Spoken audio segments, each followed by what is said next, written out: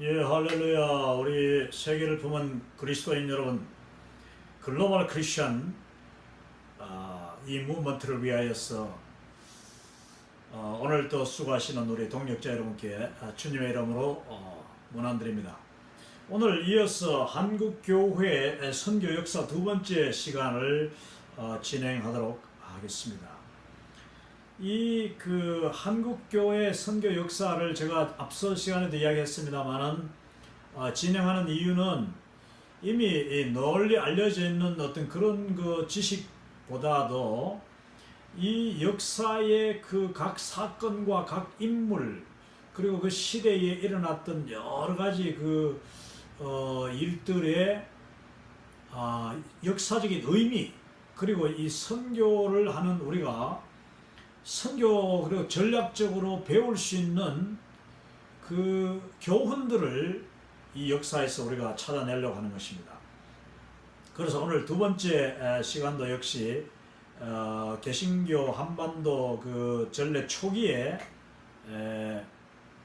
이 여러 가지 일들을 이제 좀 단편적이지만은 그런 아주 흥미로운 일들을 우리가 발굴해내 가지고 같이 나누려고 합니다. 자, 여기 보면은 개신교 한반도 초기 전래 두 번째 이제 이 슬라이드에 보면은 각 지역별로 그리고 어느 방향으로 이 선교사들이 들어왔는가 알 수 있습니다. 오른쪽에 그 1884년 그 최초로 그러니까 미국 공사관의 공사. 그럼 오늘날 치면은 뭐 거의 대사 한 가지입니다. 대사 바로 밑에 대사가 되기 전에 공사관인데 이 총영사관 뭐 이런 이야기도 할 정도로 아주 중요한 자리에 외교관으로 오신 분이 의사입니다. 의사인데 앨런 박사. 이 앨런 박사는 원래 선교사로 그것도 중국에 중국 베이징에 와서 사역하면서 이제 조선에 들어오려고 준비를 하다가 결국은 이 미국 그 당시에 외교관이 또 모자라고 또 뭐 한국말을 이렇게 좀 배우고 먼저 준비한 사람이 없으니까 이 앨런 박사에게 당신이 선교사지만은 또 의사이고 하지만 우리 미국 공사관으로 가서 좀 일을 해달라. 그래서 미국 정부에서 그를 동시에 파견하게 되는 것입니다. 그래서 1884년 공사관 소속 의사가 아니라 이분이 아주 공사였습니다. 공사 최고 책임자였어요. 그리고 왼쪽에 보면은 이제 앞서 시간에 이야기한 대로 1832년 이보다 거의 50여 년 전 최초로 이 조선 땅에 발을 디딘 선교사, 바로 충남 고대도, 충남 대천 앞바다에 있는 고대도에 상륙하신 구칠라프 또는 귀출라프라고 합니다. 귀출라프 이 선교사님은 할레대학 출신입니다. 할레대학.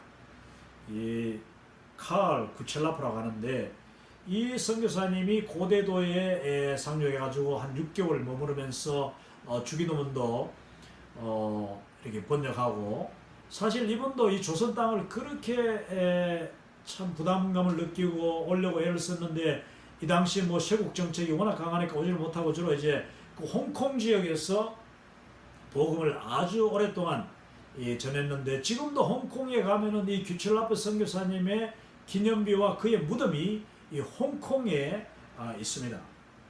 그리고 그 위에 1866년 9월 2일 아직까지 더울 때죠. 오늘 텍사스 지금 한 33도 더워가지고 제가 넥타이도 매지 못하고 이렇게 강의합니다만은 이 9월 2일이면 아직 한국에 상당히 더울 때입니다. 이 더운 또 특히 9월 달에는 이 태풍이 지나가죠. 9월 달에 늦여름 태풍이 지나가면서 평양 대동강물이 그냥 태풍으로 엄청 불었는데 그때 이 제너럴 셔먼호라는 말은 곧 미국의 그 남북 전쟁, 미국 남북 전쟁 때 그 유명한 장군인 제너럴 셔먼 장군의 이름을 딴 군함입니다. 군함을 타고 그 당시에 상선들이 군함을 타고 와요. 그 무역업자들이 미국 군함을 타고 들어왔는데 사실은 이 미국 그 무역업자들은 아니고 군함은 미국 군함인데 그 배에 타고 있었던 사람들은 영국 이 무역업자들이었습니다. 그래서 이 토마스 선교사도 역시 조선에 들어오려고 막 그냥 베이징에서 계속 조선말을 배우면서 이렇게 있는데 이 영국 사람들이 베이징에 들렀다가 이제 조선 땅에 우리가 한번 쳐들어가자, 이 강제로라도 뭐 뚫고 들어가서 이렇게 조선하고 한번 이 무역 그런 그 관계를 형성하자 하면서 밀고 들어왔는데, 그 대동강 올라올 때는 이 큰 배가 들어와도 될 정도로 물이 많이 이렇게 불어 있었는데, 여러분 잘 알지 않습니까? 이 한국의 뭐 여름 장마철 아니면 홍수, 이 태풍에 와서 물을 그냥 엄청나게 물이 홍수가 나지만은 바로 뭐 하루 이틀 지나면 그 물이 언제 있었냐는 듯이 그냥 완전히 빠져버리지 않습니까? 그 뭐 산에 나무도 없고 이러니까 그때는 더 했죠. 그러니까 이 배가 그냥 대동강 모래톱에 걸려버립니다. 그때에 이 토마스 선교사님과 그 이제 배에 있던 모든 사람들이 강에 뛰어들고 강변으로 이제 올라오다가 다 이제 죽임을 당하는, 그게 1866년 대동강 평양 쪽이고, 그리고 아펜젤러와 언더우드는 이제 중간에 여기 이 오른쪽 밑에 사진들이 나옵니다. 이 두 분은 제물포, 그러니까 인천 앞바다를 통해서 1885년 4월 5일 부활주일날 들어오게 되는 것입니다. 자, 그러면은 이제 이런 역사들을 공부하면서 제가 꼭 권하고 싶은 것은 이미 많은 분들이 알고 계시고 또 방문했으리라고 생각하는데, 지금 이 사진을 여러분께 보내드리면, 이 사진이 어디냐 하면 바로 양화진 그 합정동, 서울 합정동 한강변 합정동에 있는 양화진 외국인 선교사 묘원입니다. 이 외국인 이 묘원인데, 이게 어떻게 가느냐, 지하철 2호선을 타시면은 지하철 2호선이 이렇게 뱅뱅 도는 거지 않습니까? 순환 이렇게 선인데, 그 2호선 어느 방향으로 가더라도 합정역이 나옵니다. 합정. 그 합정역에 내리면 출구가 뭐 한 11개나 14개가 되는데, 그 중에서 7번 출구로 올라가십니다. 7번 출구로 올라가시면은 바로 거기에 그 정일약국이라고 하나 나옵니다. 정일약국. 그 약국에 가서 물으시면은 그분들이 좀 뭐 귀찮아 하지만 그래도 가르쳐줘요. 그러니까 외국인 묘원이 어디 있습니까? 아니면은 뭐 여기서 양화진 외국인 그 선교사 묘지가 어디 있나요? 하면은 이렇게 쭉 골목을 들어가라고 이야기합니다. 그 한 200m 정도 들어가면은 이제 이 395명의 선교사가 묻혀 있는 양화진 외국인 묘원이 나옵니다. 이 한국에 사시는 분들도 가능하면은, 아직까지 여기 가본 적이 없는 분들은 반드시 꼭 가장 빠른 시일 내에 한번 가셔가지고, 이게 이 강의의 숙제예요. 제가 지금까지 이 18년 동안 이 퍼스펙티브 세미나를 강의해 오면서 한국교회 역사를 강의할 때마다 꼭 이 숙제를 냅니다. 이 해외에 나와 계시는 모든 미국의 뭐 영국, 호주 여러 또 선교지에서 만난 이 강의에 세미나 참석하신 분들에게 저는 반드시 그런 부탁을 드립니다. 한국 가는 대로 반드시 여기 먼저 찾아가시라. 양화진 외국인 묘지에 가면은 395명의 선교사와 그리고 자녀들, 뭐 태어난 지 그냥 몇 달, 두 달, 한 달 이렇게 밖에 되지 않은 그 선교사 자녀들이 묻혀 있습니다. 이 395명의 선교사 한 분 한 분을 만나고 그분들의 그 묘비를 읽으면서 저는 엄청난 도전을 받았습니다. 그게 1989년도 제가 신학대학원 3학년 때인데, 그때 정말 놀라운 은혜를 저는 지금도 기억합니다. 그래서 서울에 가는 길이 있으면 종종 저는 기회가 될 때마다 여기 일부러 찾아가서 한 시간, 2시간 동안 이 묘비를 다시 한번 돌아보면서 역사 공부뿐만 아니라 그 한 분 한 분의 삶에 담겨 있었던 놀라운 그 복음에 대한 열정, 하나님의 은혜, 그리고 또한 그들의 희생과 그들의 고난과 그들의 순교, 그렇지만 그 고난 가운데 담겨있는 놀라운 영광, 하나님의 영광, 바로 선교는 하나님의 영광 아니겠습니까? 이 선교사님들의 그 아름다운 이 흔적들을 발견할 수 있고, 그들의 그 묘비에 쓰여지는 한마디 한마디에 그들의 평생에 그들의 삶과 사역을 좌우했던 그 좌우명들, 그걸 읽으면서 큰 도전을 받을 수가 있습니다. 여기 나와 있는 이 지금 큰 비석은 좀 생뚱맞은 비석인데, 바로 우리 언더우드 선교사님과 아펜젤러 선교사님의 비석입니다. 지금은요, 아펜젤러 선교사님 잘 보십시오. 최초의 선교사, 그리고 그 다음에는 언더우드 선교사. 그래서 이제 아펜젤러 선교사님은 감리교 선교사님들 따로 이렇게 모아놨습니다. 원래 이렇게 같이 있었던 게 아니고, 제가 1989년도 가을에 이 무덤을 처음 갔는데, 외국인 묘지에 갔을 때는 그 당시에는 이 정리가 안 돼 있었어요. 그래서 원래 있던 대로 무덤들이 다 흩어져 있고, 질서도 없고 순서도 없이 이렇게 그냥 언덕도 다 이렇게 무덤들이 다 패이기도 하고 바래기도 하고 잔디가 뜯겨나가기도 하고 막 그랬는데, 제가 2000몇 년도에 가니까 완전히 다 바꿔놨어요. 그래서 지금 이 무덤들을 다 새로 그냥 다 파가지고 교단별로 이렇게 모아놓고, 하여튼 이렇게 분류를 새로 해놨어요. 이게 구역을 다 정해가지고 중간에 길도 만들고, 해보십시오. 돌도 조경을 한마디로 한 거죠. 조경을 하면서 그 무덤들을 새로 다 썼어요. 그리고 이게 한국 사람들이 잘하는 게 이건데, 이게 또 문제입니다. 너무 이렇게 손을 대가지고 인위적으로 원래 있던 그 무덤을 잘 이렇게 좀 다듬고 해가지고 그 원형을 살렸어야 되는데, 완전히 그냥 지형을 다 바꿔놨다니까요. 완전 조경을 했어요. 그러니까 토목공사를 한 겁니다. 저 없던 언덕이 새로 생기고, 그냥 이 구름을 만들고 나무를 심고 무덤들 다 파가지고 다 한쪽으로 옮기고, 장로교 목사들은 장로교대로, 감리교 목사들은 감리교대로. 이거 왜 그러는 겁니까? 참 안타까운 일이에요. 여기 아펜젤러 선교사님 여기 묘지 보십시오. 이 감리교 바로 옆에 이제 또 그 감리교 선교사님들 있는데, 여기는 또 장로교 선교사님들, 특히 언더우드 이 선교사님은 집안이 몇 대째, 지금 4대째인가 내려오면서 계속 한국에서 사역하고 있으니까 그 패밀리 묘지를 이렇게 크게 해놨어요. 그러면서 이건 누가 했겠습니까? 장로교에서 한 겁니다. 장로교에서 한 거예요.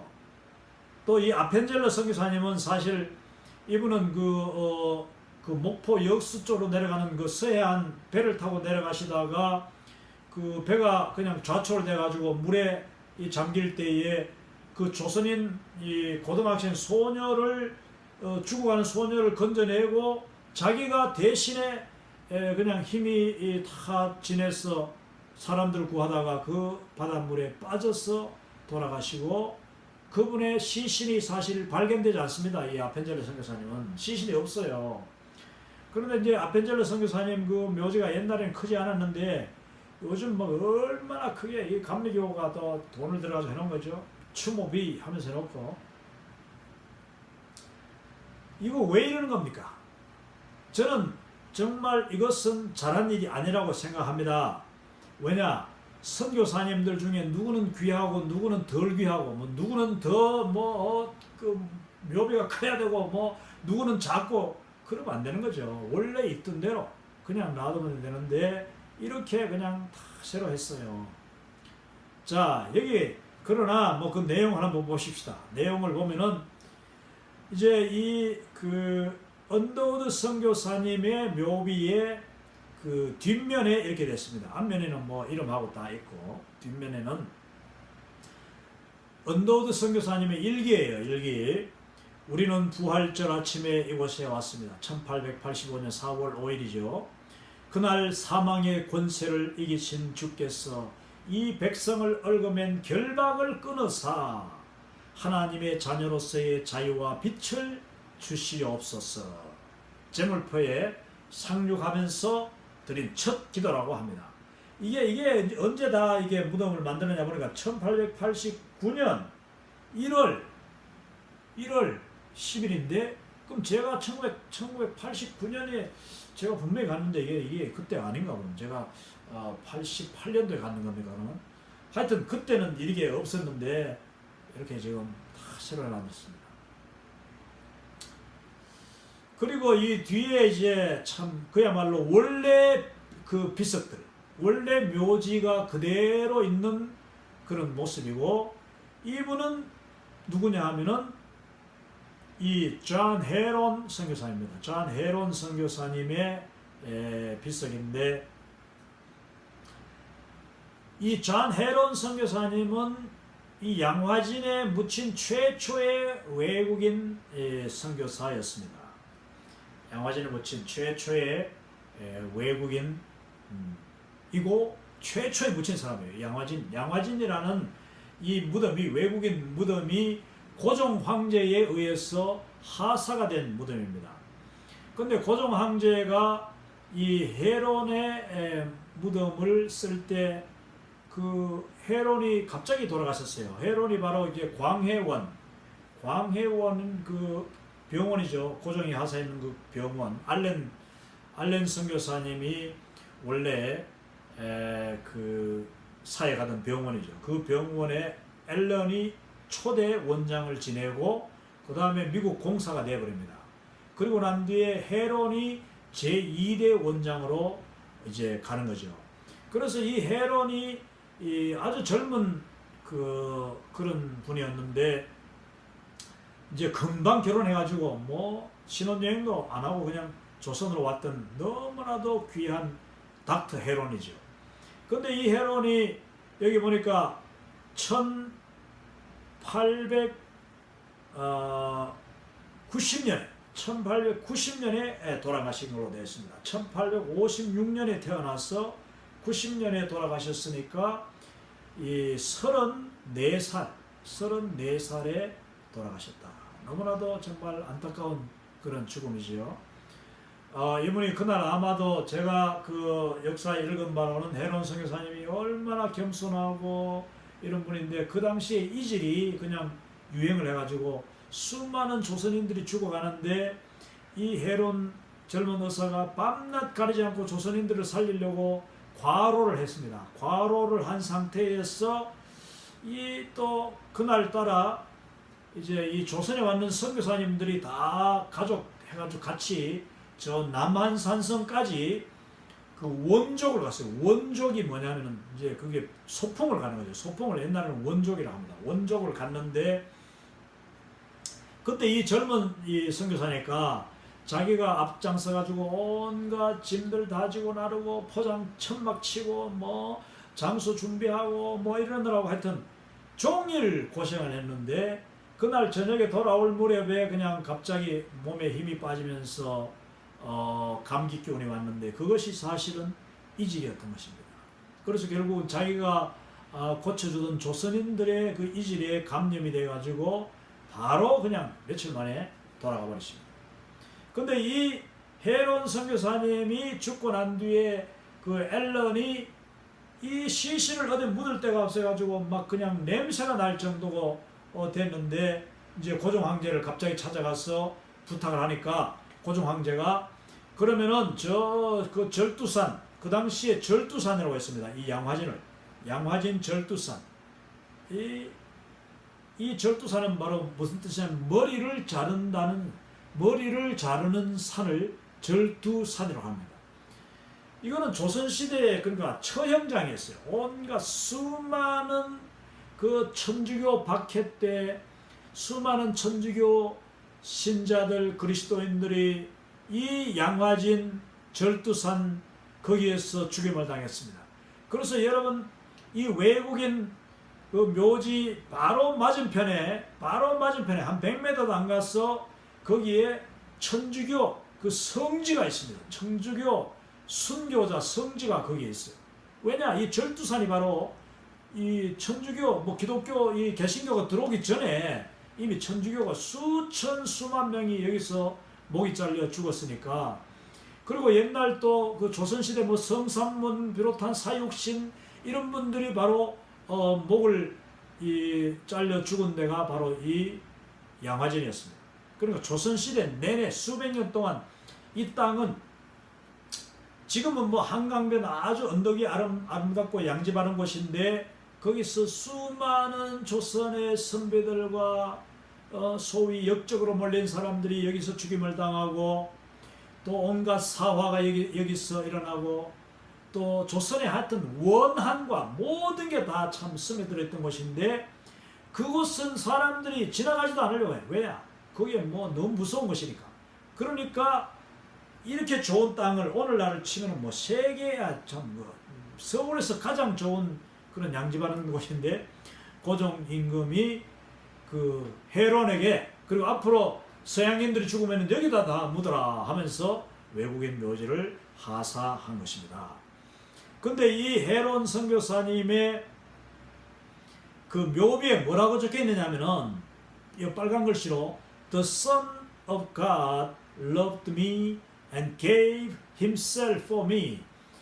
하나님의 아들께서 나를 사랑하시고 독생자 예수님이 나를 사랑하시고 나를 위하여 자기의 생명을 주셨도다. 여러분 보십시오. 하나님의 아들 독생자 예수님이 나를 사랑하시고 나를 위하여 자기 자신을 주었을진데 나는 조선을 위하여 내 생명을 바치노라. 이게 바로 해론 선교사 최초로 묻힌 분이죠. 그 외에 보십시오. 이 아펜젤러 선교사님 아까 제가 그 잠깐 보여드렸습니다만 그 정말 그 보면은 뒷면에 보면은 섬김을 받으러 온 것이 아니라 나는 섬기러 왔습니다. 마가복음 10장 45절 말씀을 이분의 그 삶의 모토 인자가 온 것은 섬김을 받으려 함이 아니라 도리어 섬기려 하고 자기 목숨을 많은 사람의 대속물로 주려 함이니라 하는 이 마가복음 10장 45절 이게 결국은 해론 선교사가 정말 자기 자신을 드릴 때에 자기 평생 좌무용으로 삼은 말과 너무나 닮았죠. 그리고 언더우드 선교사는 항상 기뻐하라, 쉬지 말고 기도하라, 범사에 감사하라. 장로교분들이 좋아합니다. 또 이 테일러 선교사님이란 분은 그 옆에 있는데 주님 길고 긴 여행을 끝내고 이제 나는 안식을 얻었습니다. 이분이 죽기 전에 이렇게 묘비에다가 써달라고 했어요.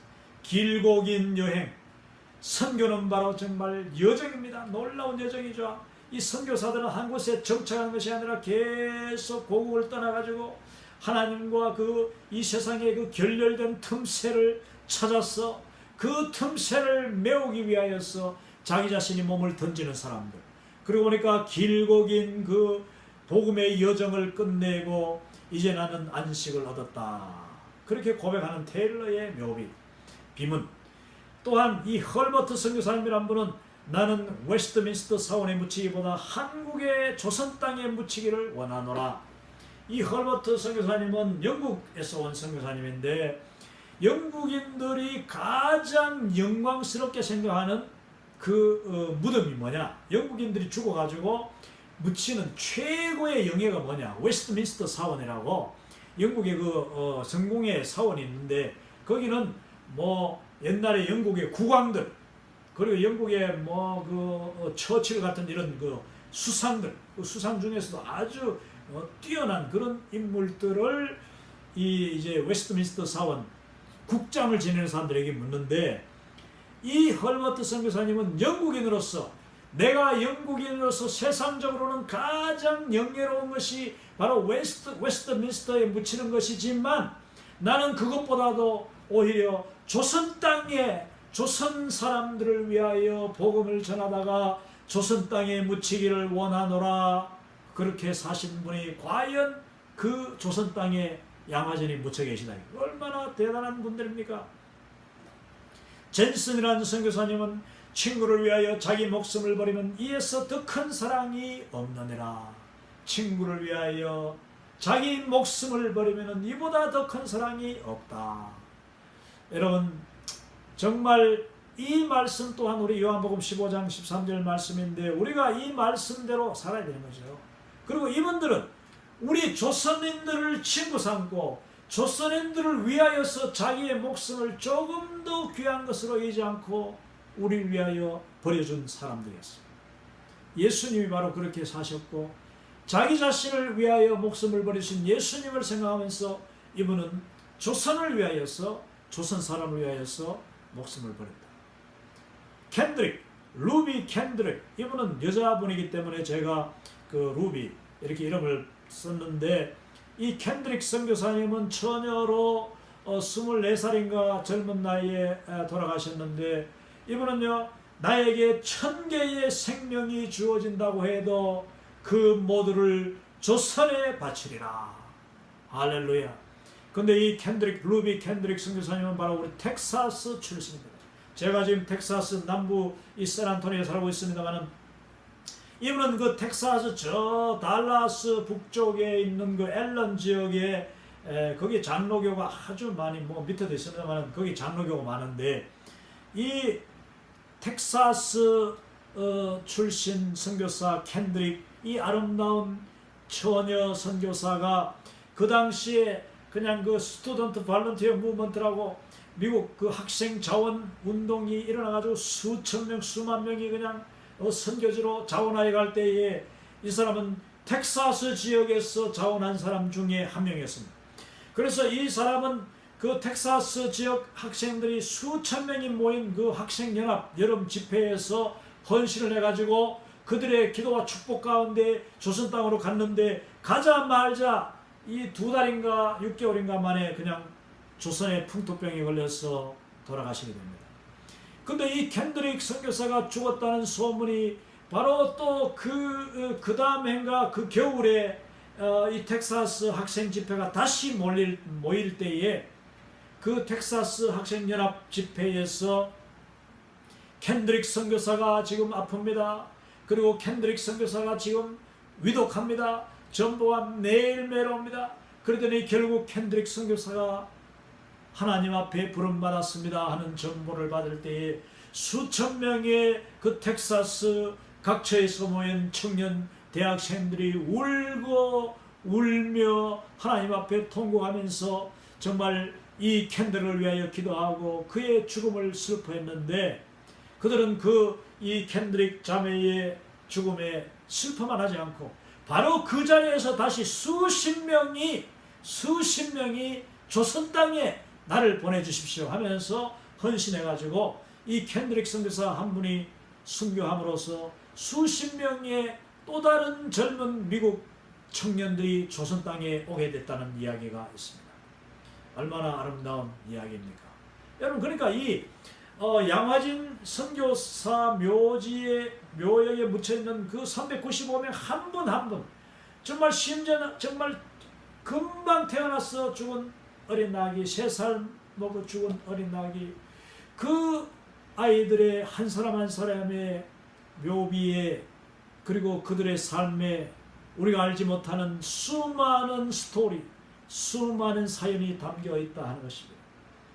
제가 이 침례교 병원에 지금 이 샌안토니오에 있는 침례교 병원 그 5개 중에 제가 3군데를 지금 일하고 있는데, 병원에 목사로 이제 일을 하는 거죠. 이번 주말에도 제가 가서 이제 일을 합니다만은, 거기에서 같이 사역하는 우리 채플린 중에서 여자 목사님이 계시는데, 그분은 이름이 괴넷 그리고 립세이라고, 립세이, 그 성이 립세이인데, 이 괴넷 그 립세이 혹은 립세이라고 하죠.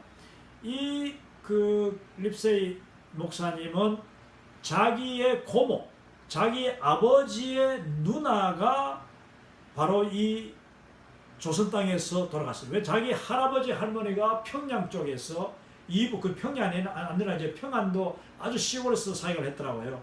그분들이 그 조선 성경을 그대로 가지고 계시면서 거기다가 성경 겉장에다가 조선말을 배우는 그 평안도 사투리가 막 적혀 있어요. 그리고 영어로 얘가 써가지고 그걸 이제 외우면서 했던 그 과정들이 남아있는 그 성경도 지금도 가져가면서 저에게 보여줬는데, 거기 평양 그 어느 시골의 주일 그 주보, 주보, 등사로 밀었던 잉크로 만든 그 주보가 그 성경 속에 끼어 있었습니다. 제가 그걸 보면서 얼마나 정말 감동이 됐는지, 이 미국 사람들은 대를 이어서 그 할아버지 할머니 이 선교사님들의 그 성경책과 그들의 사진과 그 조선을 사랑하던 그 마음들을 그대로 간직하면서 지금 수십 년이 지났잖아요.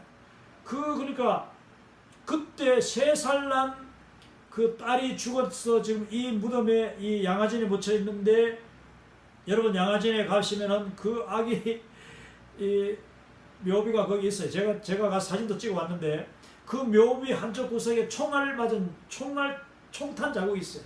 6.25 때 이 그냥 그 군인들이 이 양화진 외국인 묘지에서도 그냥 묘비 뒤에 나무 뒤에 몸을 숨기고 서로 싸웠다는 거죠. 그래서 그 총알이 막 빗발칠 때에 이 괴넷 립세이라는 선교사님의 딸 3살 난 딸의 그 묘비에 총알을 맞았는데, 이분들은 그 묘비를 찾는데 총알 맞은 묘비를 찾는다는 거예요. 그래서 제가 가서 정말 총알 맞은 묘비를 찾아보니까 거기에 있었습니다. 얼마나 제가 반갑던지 그 사진을 이제 찍어와서 그분들 가족이 줬죠. 우리 괴넷 립세이, 바로 자기 고모의 이름을 그대로 따가지고 이 자기 아버지가 바로 그 죽은 고모의 남동생인데, 자기 누나, 한국에 묻힌 누나를 기억하면서 이분이 자기 딸을 낳아가지고 이름을 다시 괴넷이라고 지은 것입니다.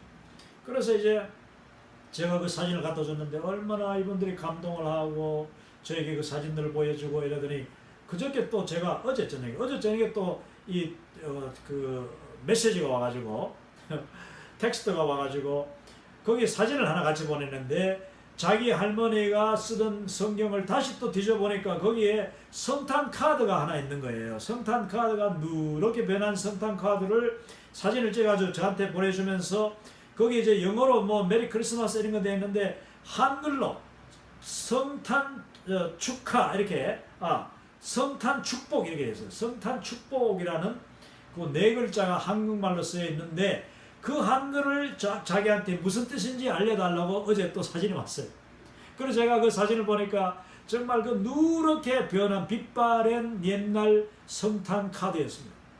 제가 그래서 그걸 다시 또 이거는 성탄 축하라는 바로 블레스드 크리스마스, 메리 크리스마스 이런 뜻이다 하면서 제가 이제 성탄절 날 인사하는 그런 내용이다 그런 알려줬는데, 여러분 그 집안은요 지금도 어제 이야기 들어보니까 괴넷 자기 아버지가 지금 뭐 연세가 지금 90 얼마인가 뭐 이런 분인데 자기 집에 왔대요. 와가지고 이제 그 옛날 거 다시 이렇게 보다가 그 사진을 저한테 했는데, 그 아버지, 그 어머니, 할아버지, 할머니, 이게 이제 일제시대 쫓겨나가지고 이제 이 조선을 떠나고 왔는데, 그분들이 자기 어릴 때부터 계속 식탁에 모일 때마다 아침 식사 같이 하지 않습니까? 아침 식사할 때마다 온 가족이 손잡고 조선을 위하여서 기도했다는 거예요.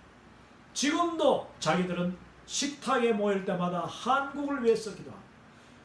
한국 교회를 위해서 기도, 북한의 복음화를 위해서 기도, 특별히 북한, 그 할아버지 할머니가 평안도에서 사역했으니까 북한을 위해서 기도합니다. 그분들의 열심과 사랑은요, 대를 이어서 지금 3대째, 4대째 내려오면서 이와 같이 놀라운 열심으로 이어지고 있다. 얼마나 존경스러운 일입니까? 이 무덤에 묻혀있는 어린아이 하나까지도 우리는 정말 스승으로 여기고 우리가 감사하고 또 그 열심과 그 희생을 우리의 것으로 삼아 대를 이어가야 될 줄로 믿습니다.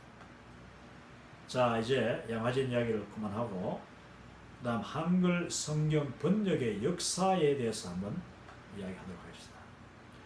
제가 어제 지난 시간에 잠깐 이야기했는데, 여기 보면은 한글 성경은 바로 일본에서 번역이 돼서 들어오기도 하고, 동시에 양쪽에서 번역이 되어 왔습니다. 중국에서 번역돼 가지고 북한을 쪽에 들어오기도 하고, 일본에서 번역된 성경은 제물포를 통하여서 이 아펜젤러와 언더우드 선교사님이 들고 들어왔다. 성경책을 들고 들어올 정도로, 그것도 마가복음 그걸 딱 들고 들어왔다. 마가복음 언해 여기 나오죠. 왼쪽에 1885년도에 순한글로 만들어지는 이 신약 마가전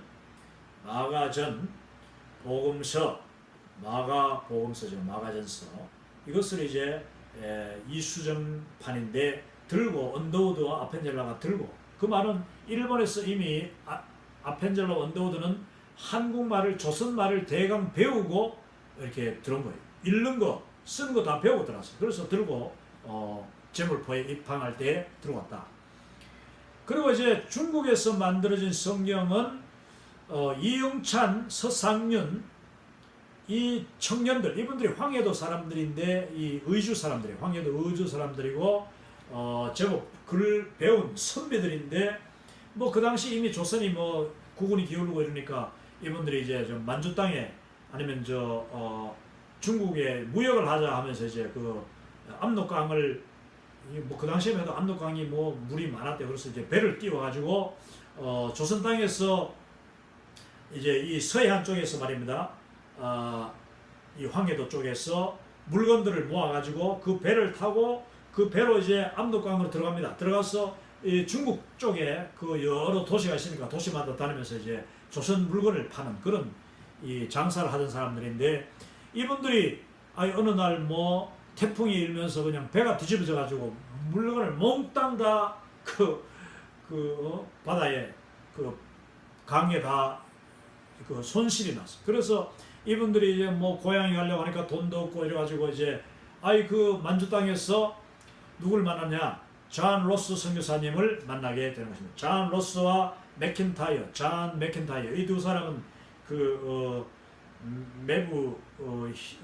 매부 천안 매부 관계죠. 천안 매부 사이인데, 이 두 선교사님이 바로 조선 땅에 들어오지 못하니까, 그 당시 쇄국 정책으로 조선 땅에 들어오지 못하니까 만주에서 이제 조선말 성경을 번역하는데 이 청년들이 필요했던 것입니다. 그래서 이제 이영찬, 서상윤이 이 조선말 번역하는데 도와주다가 성경을 읽고 배우고 읽고 쓰고 번역하는 가운데 이분들도 예수님을 믿고, 이제 이분들이 나중에 최초의 세례를 받게 되고, 또 그 다음에 성경을 가지고 들어오게 되는 것입니다. 여기 보면은 1879년 사복음서가 이미 다 번역되고 사도행전까지 번역됐다. 왼쪽에 보면은 1884년도에 이제 그 사복음서와 사도행전이 번역됐다. 그리고 이제 1885년도에 또 이 신약 성경이 번역됐다. 이렇게 됐습니다.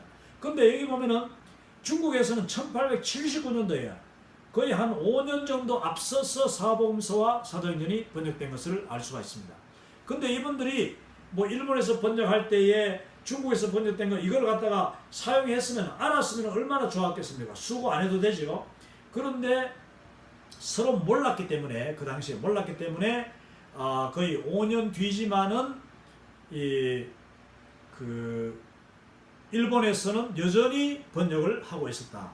일본에서 번역하는 사람들은 미국 성서공회에서 파송받은 헨리 루미스 목사님, 미국 성서공회 아메리칸 바이블 소사이티라고 하죠. 지금 뭐 한국 대한 성서공회, 그것도 다 같은 세계 성서공회에 다 속해 있는 그런 조직인데, 일본에서 번역한 사람들은 바로 이 미국 성서공회의 헨리 루미스 목사님이 번역했고, 중국에서 번역한 분들은 이 스코틀랜드 장로교에서 온 영국 성서공회의 그 후원을 받는 사람들의 번역이었습니다. 그러다 보니까 서로가 이게 뭐 그 당시에 뭐 거리가 멀고 있으니까 서로가 모르는 거예요. 번역 어느 정도 돼가는지 누가 하고 있는지도 몰라. 그러니까 이렇게 따로따로 수고를 많이 하게 된 거죠. 그리고 실제로 또 이수정 번역은 굉장히 서울말 중심이었다. 서울말이었다고, 그 당시 한양에서 쓰는 상당히 고급스러운 그런 뭐 표준말이라는 말은 좀 쓰기 그렇고 하여튼 서울말이었는데 이 중국 쪽 만주에서 번역한 이 성경 로스 성경은 처음에는 상당히 이 북한 이북말들 그것도 이제 함경도 뭐 황해도 평안도 사투리가 막 섞여 있는 그런 조선어 성경이었다 하는 것을 알 수 있습니다.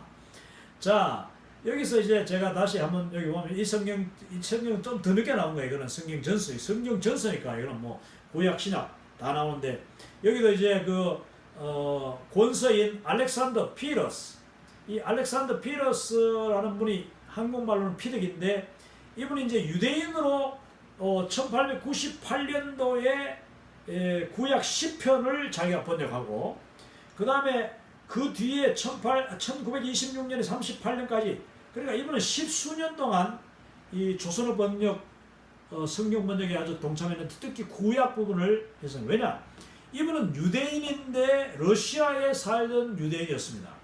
러시아에 살다가 뭐 집안도 좋고 이런데 이 사람이 대학을 가기 전에 나는 대학을 저기 미국 가서 대학 하려다 하면서 미국 가기 위해서는 일본을 가가지고 내가 돈을 벌었어 그 다음에 미국으로 가야지 이래가 일본에 갔는데 거기서 우리 아까 이야기한 헨리 루미스 미국 성서공회 그 헨리 루미스 목사님을 만나가지고 그 조선 성경 번역하는데 당신이 히브리 말을 잘하니까 이분은 히브리어도 잘하고 러시아 말도 잘하고 뭐 그 다음에 이제 일본 가서 일본 말도 배우고 그리고 또 조선 말도 배우죠.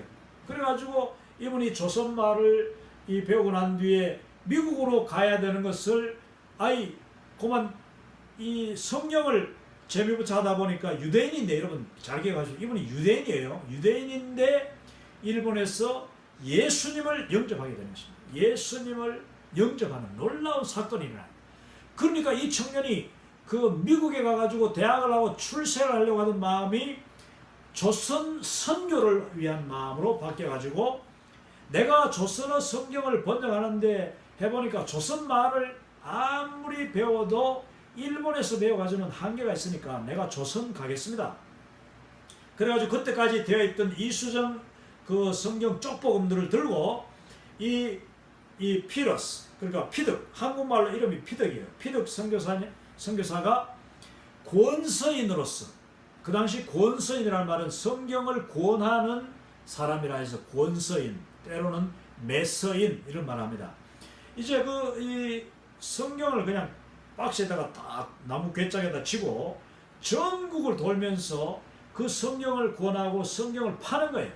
그냥 줘버리면은 성경을 너무 천하게 여기니까 돈 1전씩 뭐 아니면 감자 몇 개라도 밥 한 그릇이라도 얻어먹고 서로 이렇게 가치 있게 이렇게 이 성경은 너무나도 귀한 책입니다 하면서 꼭 이거 한번 읽어보십시오 하면서 이제 성경을 줬는데 그 당시에는 이렇게 두꺼운 성경 아니고 대부분 다 쪽복음, 마태복음, 마가복음, 요한복음, 누가복음 이런 쪽복음들을 한 개씩 주고 다음에 내가 왔을 때 또 다른 걸 주겠습니다. 그거 읽고 나중에 나를 만나든지 아니면 다른 매서인이 올 때에 그 권서인이 올 때 그분과 이렇게 대화도 나누고 묻기도 하십시오.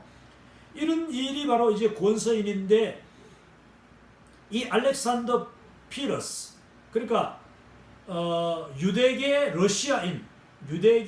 러시아인인 이 청년이 조선 땅을 방방곡곡 모든 거의 크고 작은 도시와 동네 시골 마을을 다 다니면서 발이 부르트도록 삼천리 반도를 다 다니면서 이분이 그 성경을 팔고 성경을 보급함과 동시에 이 사람은 조선 말을 철저하게 배우게 되는 것입니다. 그러면서 나중에 이제 이 성경을 구약으로 번역하게 됐을 때에 여러분 구약은 알다시피 히브리어로 되어 있지 않습니까? 그러니까 자기의 그 전공 히브리 사람이니까 히브리어가 얼마나 능통하잖아요. 그래서 히브리어를 다 번역해주고 그 다음에 또 이 한국 목사님들과 의논해가지고 그 성경을 만드는데 너무나도 중요한 역할을 하는 사람이 바로 이 권서인 피득이다. 이 사람은 유대인으로서 조선어 성경을 번역하다가 예수님을 만난 우리 조선어 성경은요 한글 성경은 이미 번역되는 과정에 이 성경 자체 하나님의 말씀은 살았고 능력 있고 놀라운 그 능력, 역사하는 힘이 많아가지고 좌우의 날선 그 어떤 것보다도 예리하여 영과 혼과 미륵 관절과 골수를 찔러 쪼개기까지 합니다. 사람들의 마음과 생각을 완전히 바꿔버리는 그 놀라운 변화의 능력이 있지 않습니까? 하나님 말씀. 이 말씀 조선어 성경을 번역하다가 예수님 믿은 사람이 그 로스에게 가서 이영천, 서상윤 이런 분들이 다 예수님을 그냥 성경 번역하는 가운데 믿게 됐고, 또 이 유대인조차도 일본에서 조선어 성경 번역에 동참하다가 예수님을 믿게 되는 이 성경이 벌써 번역되는 가운데 벌써 선교하는 놀라운 역사가 우리 성경에 숨겨져 있습니다. 할렐루야. 그리고 이제 여기 보면은 그 이눌서 목사님, 레이놀즈 목사님이라고, 이분도 이제 미국에서 가신 선교사님인데 이분은 한국말로 이름이 이눌서입니다. 이눌서, 레이놀즈, 이눌서. 이분이 이제 그 당시 한국 목사님들 그리고 배우분들, 학자들 김명준, 정동명, 이승두, 김정삼 등 한글 성경 번역자 회 이렇게 가지고 만든, 여기 나중에 언더우드 뭐 이런 분들이 같이 동참해 가지고 이 성경 번역을 꾸준히 몇십 년 동안 이어진 것입니다. 그래서 1938년에 가서야 구약까지 완전히 지금 여기 나오는 이 성경 이 책이 번역이 되는 것입니다. 할렐루야. 그리고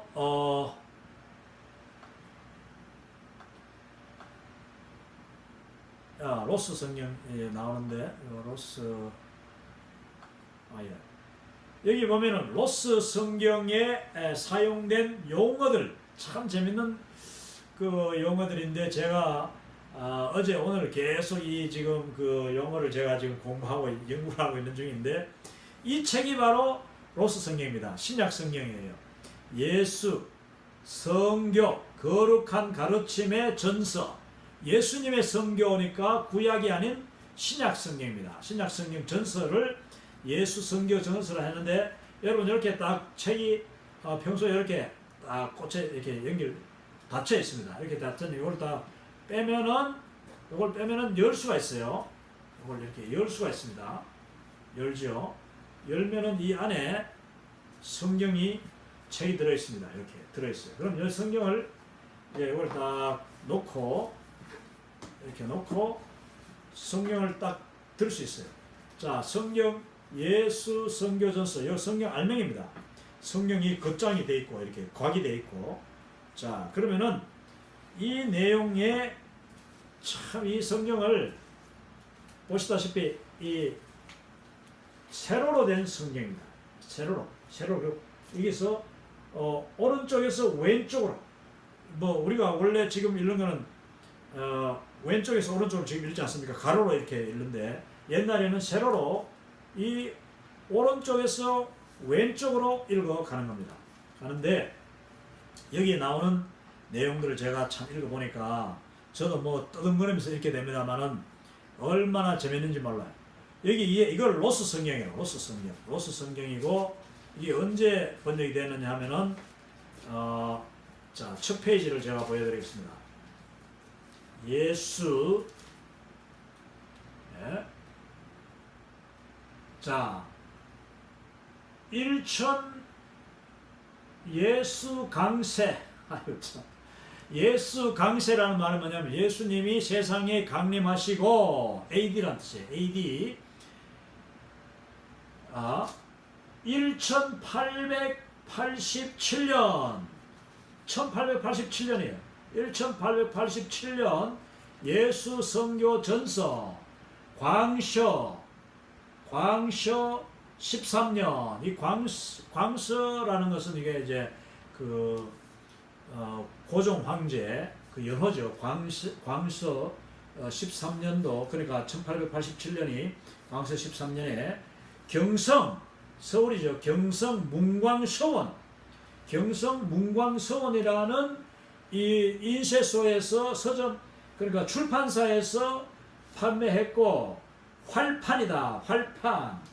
활판은 이제 활자를 가지고 이제 판매했다. 이러면서 이제 이렇게 시작이 됩니다. 근데 이 앞에 이거는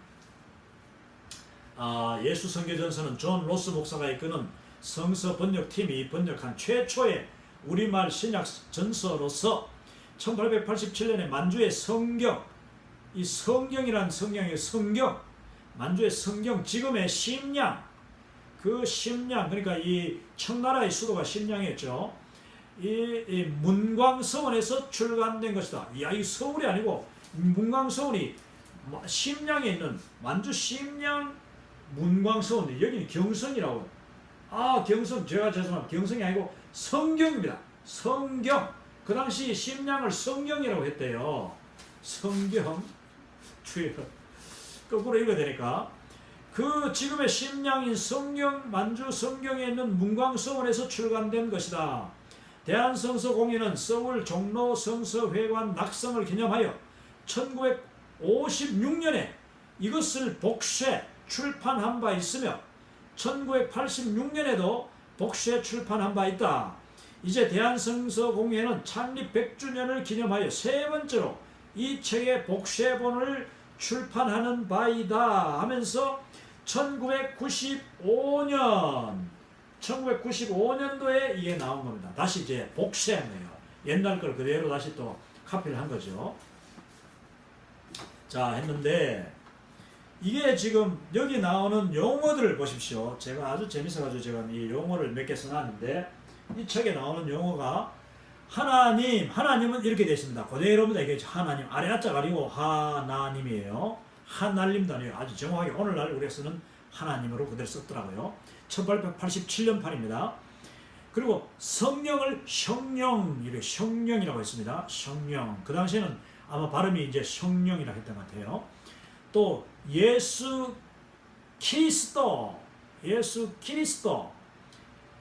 그리스도를 키리스도라고 했습니다. 키리스도. 예수라는 이름은 그대로였습니다. 지금 쓰는 그대로예요. 그리고 천사가 뭐였습니까? 천사는 천사입니다. 천사. 옛날에 천자를 우리 조선 발음이 천사라고, 천국. 뒤에는 천국이죠. 천국이 천국입니다. 이거는 왜 그러냐? 중국과 옛날 조선의 우리 이 발음이 비슷했다고 보면 되는 거예요. 그래서 지금도 중국어에서 보면은 이 그 천안문을 티안먼이 뭐냐? 텐사. 그래서 천을 텐이라고 지금도 중국 사람들은 텐꾸어 하면은 텐꾸어, 이 천국을 텐꾸어야 텐꾸어. 근데 여기는 천을 텐사. 그다 요즘 이제 발음이 자연스럽게 우리 조선 말이, 한국말이 천으로 바뀌었다 이렇게 봅니다. 하여튼 이 성경에는 천사라고 나오고 천국으로 나와. 천국. 그리고 여기 방백 피나토라고 했는데 이게 뭐냐면은 바로 총독 빌라도입니다. 총독 빌라도를 이 최초 로스 성경은 어떻게 번역하느냐? 방백 피나토 필레이트라고 하거든요. 영어로는 필레이트인데 필라토. 그래서 피나토. 영어에 비슷하게 하다 보니까 피나토 했는데 나중에 이제 빌라도로 바뀌어 갔습니다. 근데 중간에 사또 피나토라고 있습니다. 이 사또 피나토라는 말은 또 보니까 이 책을 만들기 전에 이제 쪽복음을 만들었잖아요. 여러 쪽복음을 만들었는데 그 쪽복음에 이제 이 번역 과정에서 처음에는 방백이라는 말, 또 이게 뭐 좀 쓰기가 그러니까 이 중국에서는 많은데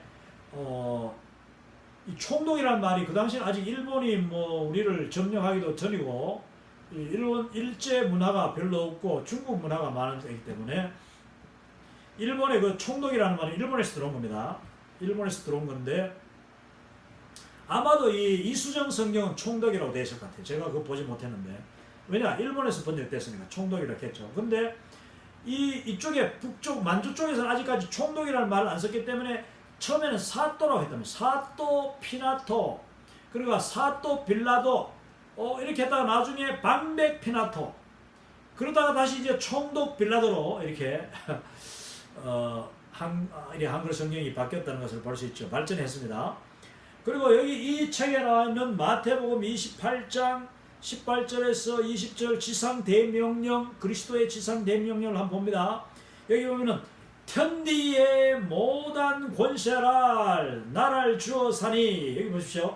천지에, 옛날에 이 국외음화 천디가 천지로 바뀝니다. 이게 국외음화로 이제 다 이게 조선 이걸 좀 바꿨어요. 나중에 표기를 바꿨는데,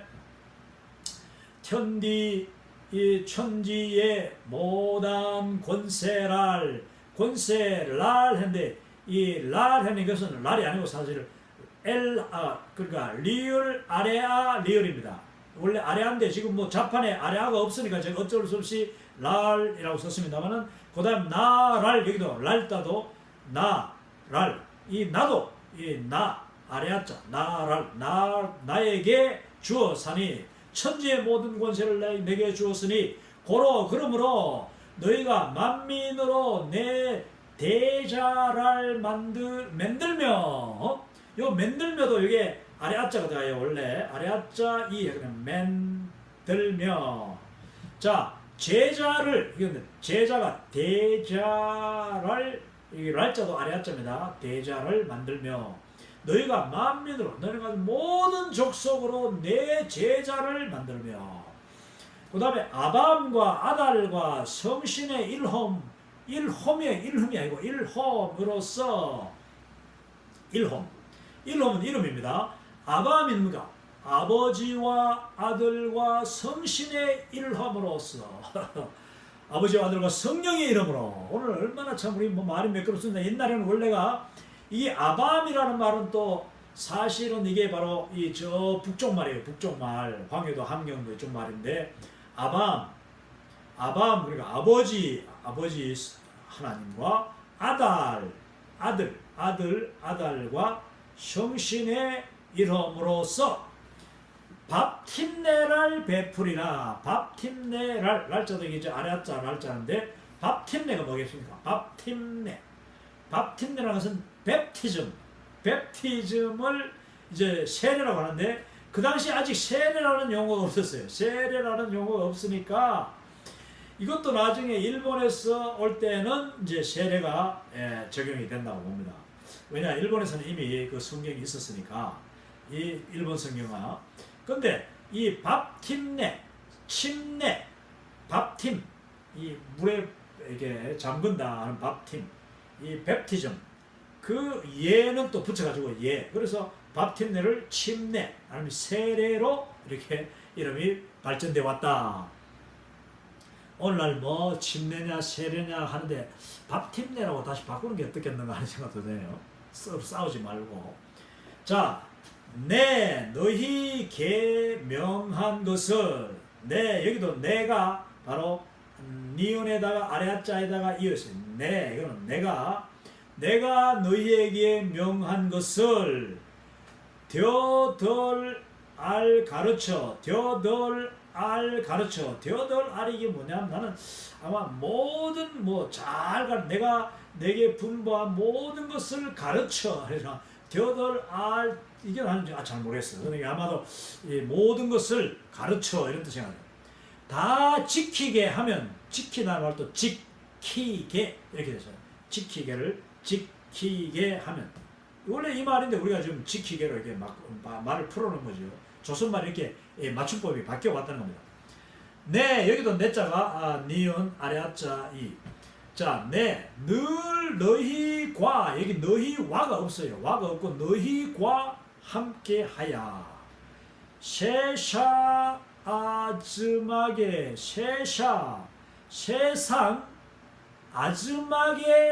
이르리라. 이게 뭐 세상 끝까지 이르리라. 내가 볼지어다 내가 세상 끝날까지 너희와 함께 하리라. 너희와 함께 하여 그러니까 세상 주막에 이르리라. 세상 마지막 끝까지 내가 이룰 때까지 너희와 함께 하리라. 이런 뜻입니다. 자, 근데 이게 또 띄엄도 없어요. 이게 그러니까 띄어쓰기도 없어요. 띄엄쓰기 다 붙어 있어요. 이 성경은 띄어쓰기가 없습니다. 세로로 그것도 세로로 하면서 띄어쓰기가 없이 써놨기 때문에 너무나도 읽기 어려워요. 내가 성경을 알면서도 읽는데 내용이 어려워. 그런데 성경을 전혀 모르는 사람이 이거 읽으면서 이건 성령님이 감동하지 않으면 정말 그 뜻을 이해하고 깨닫고 은혜 받기는 참 어려웠을 것이다 저는 생각합니다. 자, 그리고 마가복음 16장 15절 제가 좋아하고 우리 킴미션의 모토 마가복음 16 이는 너희는 온 천하에 다니며 모든 만민에게 복음을 증거하라. 복음을 전파하라 했죠. 그죠? Go into all the world and preach the good news to all creation. 그러니까 go into all the world 모든 세상 곳곳으로 들어가서 만민에게 all creation 모든 피조물에게 이 good news를 프리치해라. 인데 여기 보니까 마가복음 16장 15절을 이 러스 성경은 어떻게 번역했냐면은 가라 샤데 너희 너런 텐하에 가서 천하에 가서 복음 이제 알자가 아래 알자예요. 복음 알 너희들은 너희들인데 너희너는 해놨어요. 그게 왜 뭐 사투리인지 아니면 너희들을 너희너리라고 했는지 뭐 하면 너로 돼 있어.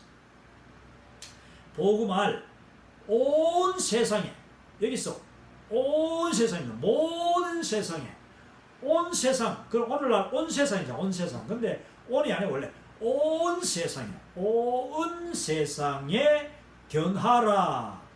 그럼 믿고 오늘날은 디귿을 쓰죠. 디귿 받침에 디귿인데 믿고 밥틴레랄 아래자랄 받는 자는 구원하고 구원도 구완이라고 되어 있습니다. 원자가 옛날에는 완으로 쓰여졌다는 것을 발음했다는 걸 알 수 있죠. 구완하고 믿지 않는 자는 않는 자는 믿지 않는 자는 죄를 정하리라. 죄를 정할 것이다. 정죄를 받으리라. 할렐루야. 이 옛날 참 말의 의미가 다시 읽으면서 너무 새롭고 여기 보니까 요한복음 제가 또 그래 3장 16절을 찾아봤습니다. 요한복음 3장 16절을 찾아가지고 제가 이 책갈피를 해놨는데 여기 보면은 요한복음을 여기 뭐라고 했냐면은 요한네 대1장 요한복음을 요한네 옛날에 뭐 우리 뭐 경환네 덕신네 누구 집 가잖아. 그래 요한네 가면 요한의 복음 요한네 복음이에요. 자, 요한네 대1장 요한복음 1장 1절 우리 잘 알죠. 태초에 말씀이 계시니라. 요 말을 어떻게 하냐면은 처음에 도가 있사되 도가 말씀도 제가 몇 번 얘기했죠. 도성인신이라고 해요. 도성인신 말씀이 육신이 되어 우리 가운데 거하시며 우리가 그 영광을 보니 아버지의 독생자의 영광이요 은혜와 진리가 충만하더라. 자, 한번 보십니다. 요한복음 1장 14절 여기 보니까 요한복음 1장 14절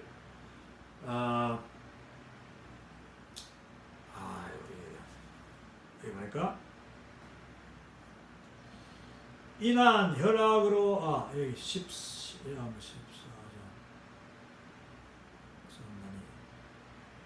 1장 14절이죠. 오직 하나님으로 말미암아 자라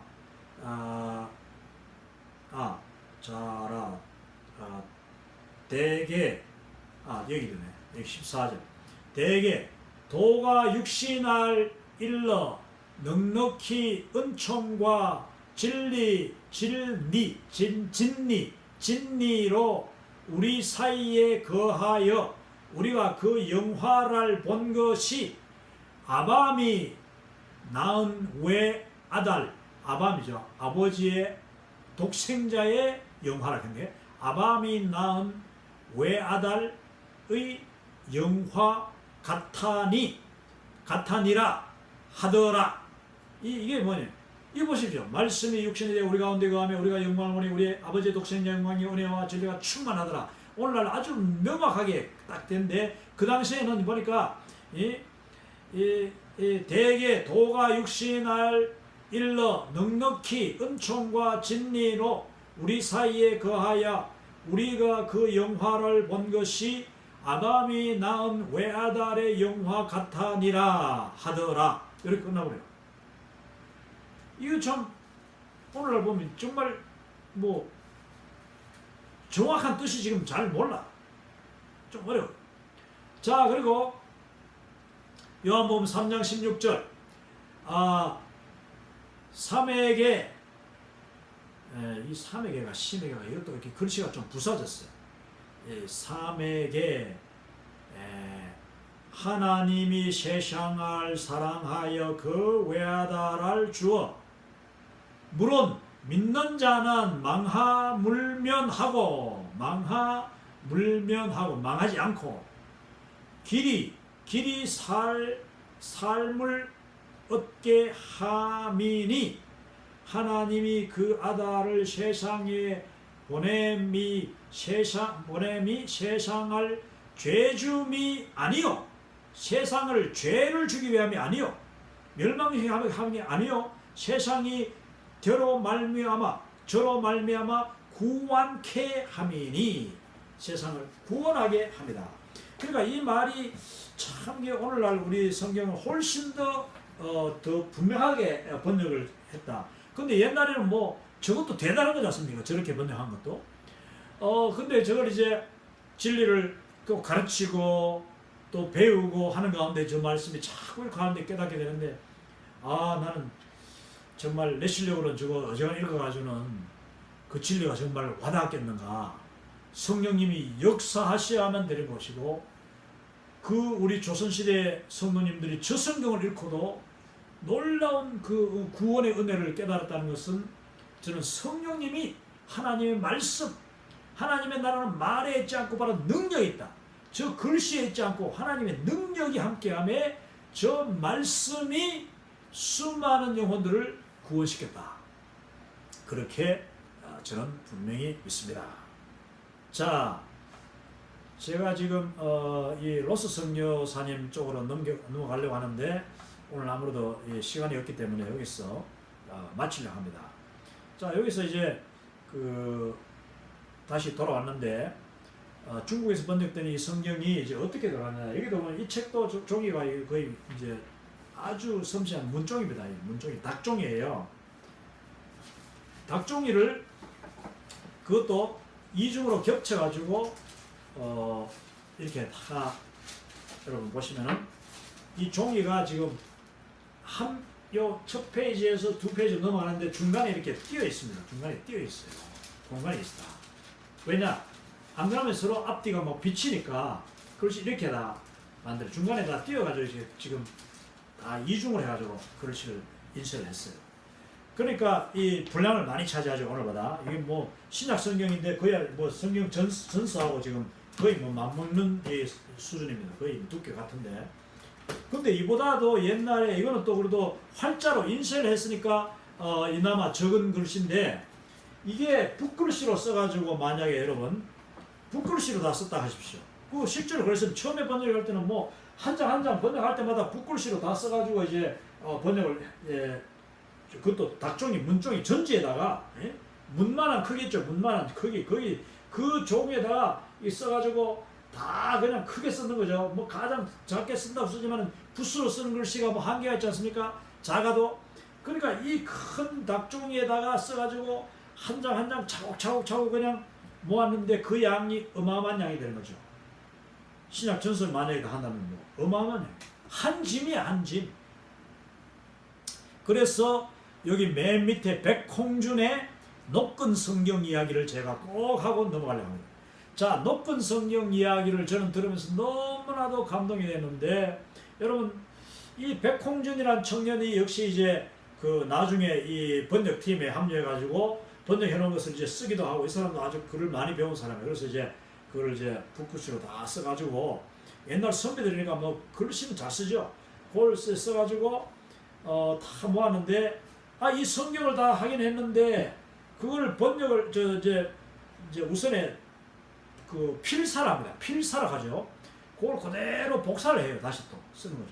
그래서 여러 뭐 이렇게 무더기가 한 권을 다 쓰면 이만큼 되니까 그걸 또 한 권 이렇게 써가지고 자 이걸 갖다가 이제 어떻게 하면은 저 조선 안에다가 우리 고향 마을 우리 부모 형제 그리고 우리 마을에 지식이 있는 그 누구한테 이걸 갖다 주면 잃고 예수님을 믿겠는데 하는 마음이 있잖아요. 그러면 이 성경을 가져가야 되는 거야. 가져가야 되는데 그 당시 만주 땅에서 압록강을 지나가지고 조선으로 넘어오는 그 요소 국경마다 뭐가 있느냐?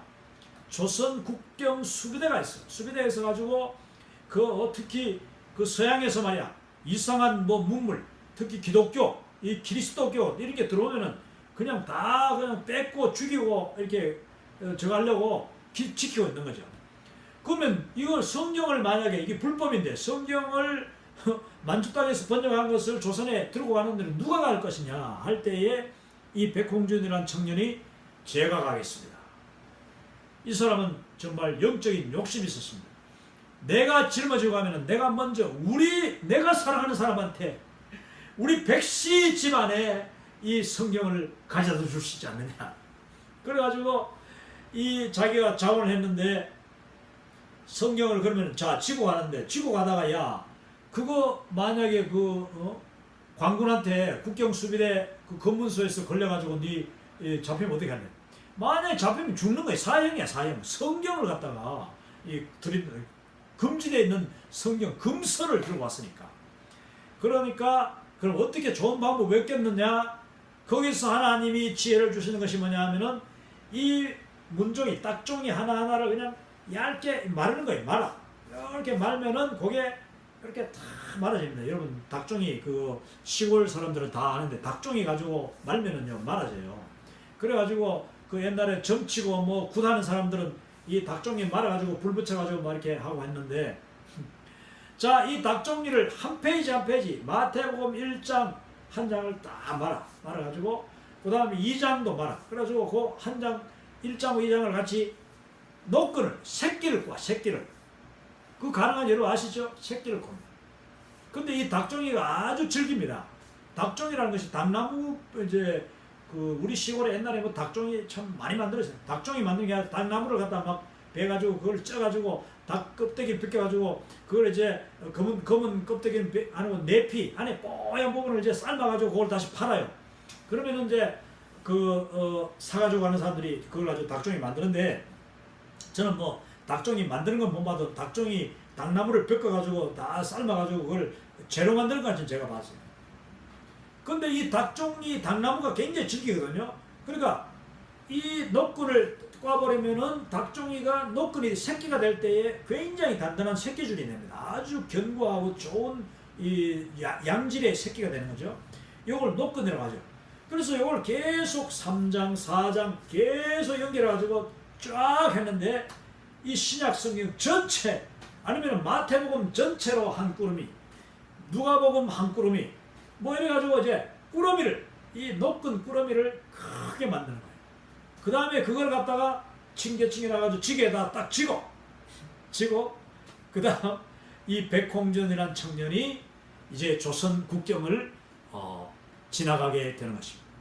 그때 이 사람이 그래도 뭐 얼마나 참 다리가 떨리고 두려웠겠습니까? 왜냐하면 만약에 관군에게 이게 발각이 되면은 바로 사형인데 기도하면서 그 조선 땅 검문소를 지나가는데 아닌 게 아니라 조선 땅 검문소의 사람들이 그거 섞어라 하면서 왔는데 아니 그 중에 그 팀장 그 당시에 대표 그 대장이 누구냐 하면은 백홍준의 사촌인가 육촌이었대. 아는 사람이야. 친척이야. 그래가지고 너 어디서 오니? 예, 제가 그 만주 갔다가 이 노끈 좋은 게 있어가지고 제가 이거 좀 팔려고 지고 옵니다. 그래서 이 노끈을 뭐 보지도 않고 그래 잘 가라 하면 다시 이렇게 하나님이 그들을 통과시켜서 백홍준이 이 노끈을 지고 와가지고 자기 고향 사람들한테 다시 그걸 내어놓고 하나하나 다시 펼 때 어떻게 펴니까? 여러분 이 새끼를 꽈으니까 얼마나 쪼글쪼글해졌어. 그걸 다시 펴는 방법을 어떻게 한다고요? 아이롱이 있어. 아이롱. 옛날에 불다리미 숯불 다리미를 이렇게 불에 달고 가지고 뜨뜻한 가지고 이제 종이를 다릴 때 다려요. 옛날에 제가 어릴 때 그 우리 할머니 주일 교회 가기 전에 토요일부터 머리를 빗으시고 한복을 준비해놨다가 곱게 그냥 가르마 타고 비net 찌르고 이제 당신의 옷을 준비하시고 그다음 우리가 입을 옷도 다 준비해놓고 주일 뭐 그래도 깨끗한 거 입어야 되니까 새 옷은 아니어도 입고 그다음에 이제 헌금을 준비하는데 그 1원씩 우리 1원씩 준 거예요. 그 당시 1원짜리 지폐가 있었어요. 요만한 지폐인데 그 1원짜리 지폐를 다려. 그리고 우리 할머니는 2원짜리 지폐를 자기는 2원짜리 드려요. 이제 우리 아버지하고 다 어른들은 2원짜리, 아이들은 1원짜리 드려요. 1원짜리를 이 아이롱으로 다리미로 다립니다. 그럼 빳빳해지죠. 뭐 쭈글쭈글 하던 돈이라도 그냥 풀도 싹싹 뿌려가지고 그러면은 여기 빳빳해져. 하나님 앞에 드리는 헌금이라고 그렇게 달여서 드렸는데 여러분 이 다리미로 하면은요 종이가 펴져요.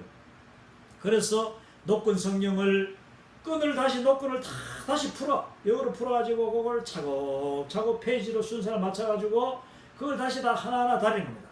다려가지고는 그걸 보고 조선의 안에 있는 사람이 또다시 이걸 베끼는 거예요. 베끼면서 수많은 사람들이 이 성경을 읽게 되고 이 성경 말씀을 베끼고 다시 복사하는 가운데 예수님을 영접하게 되더라. 할렐루야. 노끈 성경, 생명 걸고 백홍준이 지고 갔던 그 성경을 노끈 성경. 저와 여러분에게 오늘날 정말 이렇게 편리하고 뭐 너무나도 좋은 인쇄 여기다가 뭐 온갖 그냥 설명까지 이제는 뭐 관주 뭐 이거 다 돼가 한명이네. 한명이 다 들어있어요. 근데 이게 신약 성경하고 덩치가 같습니다. 여러분 이렇게 편리한 성경이 우리 손에 오기까지 얼마나 많은 우리의 조상들이 정말 생명 걸고 이 헌신하고 기도하고 또 노력하고 그 복사하는 일이 얼마나 어렵습니까? 불이나 밝습니까? 호롱불 밑에서 정말 먹을 갈아야 되죠. 붓을 새로 해야 되죠. 문종이 준비해야 되죠. 닭종이에다가 할렐루야. 이 모든 것이 우리에게 오기까지 수많은 분들의 수고와 희생과 눈물과 기도와 간구가 있었다. 그 열심 우리가 이 성경을 통하여서 잘 이어갈 수 있기를 바랍니다. 자, 그러면 이제 다음 시간에 바로 이 로스 목사님의 그 만주 사역 아주 눈물겨운 이야기였는데 여기에 대해서 다음 주에 하도록 하겠습니다. 오늘은 여기까지 강의합니다. 감사합니다. 할렐루야.